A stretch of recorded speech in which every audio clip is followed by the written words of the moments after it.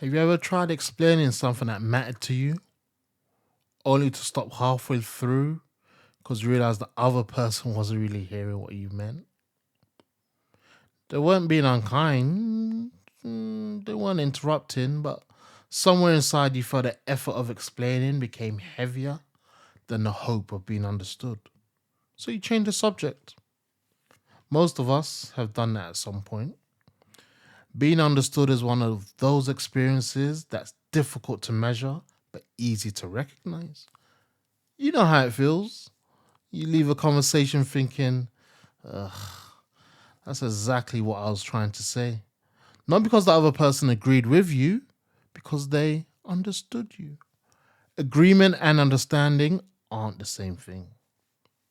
Someone can completely disagree with us and still make us feel heard. Likewise, someone can agree with everything we say while never really understanding us at all. Think about the people you feel most comfortable around. It's often the people who don't rush to finish your sentences. They allow your thoughts to arrive in their own time.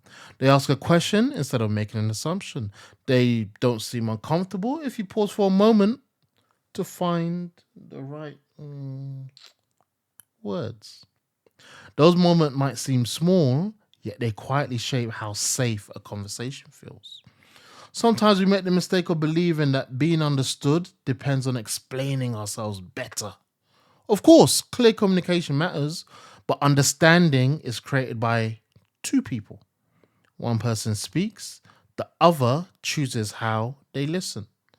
It's difficult, yeah, very difficult to feel understood if someone has already decided what your experience should mean before you've even finished describing it. Brings something to mind from my own life experience.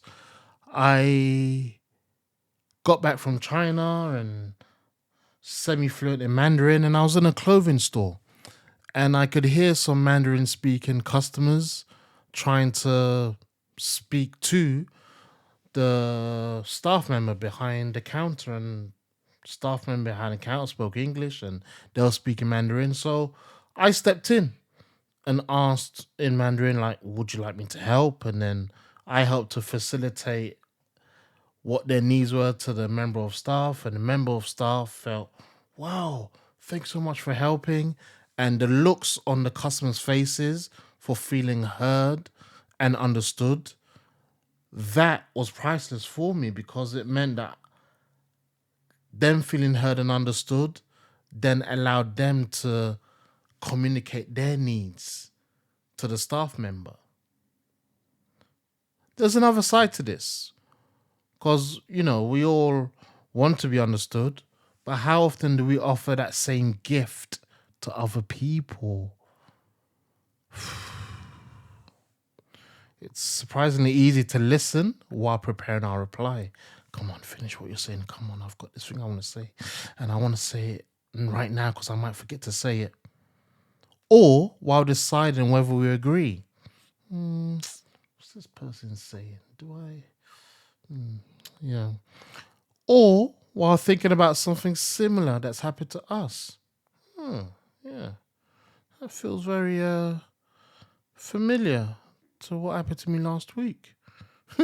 None of these reactions are unusual, they're just part of being human. Yet real understanding asks us to become curious before becoming certain. Curiosity creates space, certainty often closes it.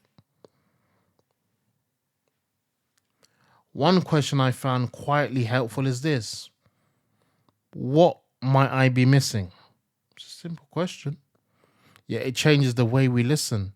Instead of trying to confirm what we already think, we begin looking for what we haven't noticed yet. That's often where understanding begins. Not with having the answer, but with recognizing there may be more to learn. Some of the most meaningful conversations aren't memorable because of what was said, they're memorable because of how we felt while we were saying it. Unhurried, accepted, taken seriously. These experiences stay with us because they're surprisingly rare. And when people constantly make us feel that way, we naturally find ourselves wanting to speak with them again. Not because they always solve our problems, because they remind us what it's like to feel genuinely understood. So the next time someone shares something important with you, maybe, if you like, resist the urge to find a perfect response. See what happens if you simply help them feel understood first. Sometimes that's a conversation they'll remember long after the details have faded. I'll leave that with you for now, and I look forward to speaking with you again.